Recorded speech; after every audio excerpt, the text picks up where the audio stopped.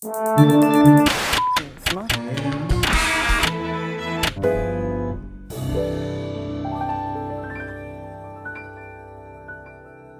the sweet spot. We're always here inside your laptop or other device. Speaking of that, what have you been doing? What have you been watching? I do have cable, but you know what? I didn't touch cable this weekend. What did you do? Breaking Bad is about to happen, so I went and I caught up with all of that. How did you do that? What I was really doing was Netflix, and the question. So were is you like, really watching TV? Well, according to the wise people who nominate Emmy Awards, Netflix now counts as TV. And what they get, 12, 13? Yeah, first time out of the box with House of Cards.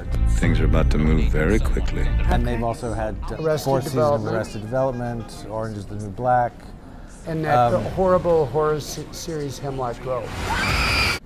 Which I haven't seen. But I don't. Is this just a matter of kind of a different company, a different channel? Like as you said, there were the broadcast networks that were doing one thing, supported by advertising, coming in over the airwaves, free into everyone's room, and that was television. Right. And then there was cable. Coaxial cable. Right, coaxial cable, which also was sort of television, even though HBO said it wasn't television.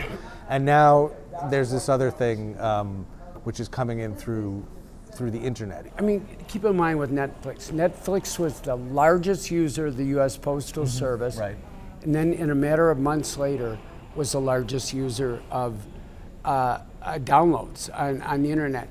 I cover a lot of media companies. You never see a pivot like that. And it was an amazing thing to watch. And now they moved into programming, and at least 3 out of their 4 shows were pretty good. Okay, so Netflix made some big shows that were good shows, that were popular shows, that had a lot of money and prestige behind them. What's the big deal? I mean, why? Well, a couple of things are going on. One is, you know, Netflix used to be a movie service with crappy TV attached. Now it's got good TV and pretty crappy movies, I would say, right? Yeah. So they made it across that divide because the traditional media companies didn't want to keep giving them great movies. But most important of all, to have something drop all at the same time, all over the world, you know, in the traditional media business, here's a little window, oh, you can see it here first, and then we're going to go to, no, it all drops at the very same time.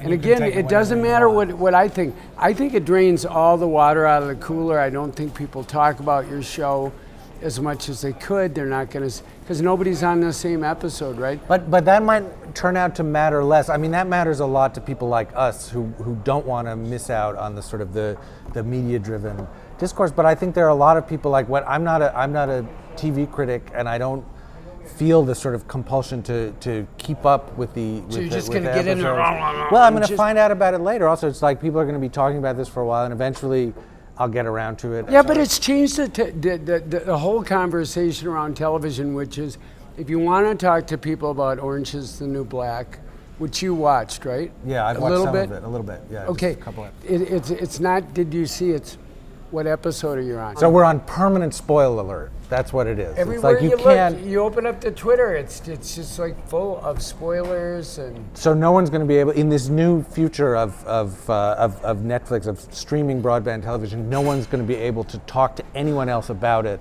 Yeah. So we'll all be watching television just silently and alone. In our own mediated cocoon, a universe that we're programming, and we only talk to ourselves about. That sounds kind of nice to me. It does. I'm never coming out again. That's how you devour a whale. One bite at a time.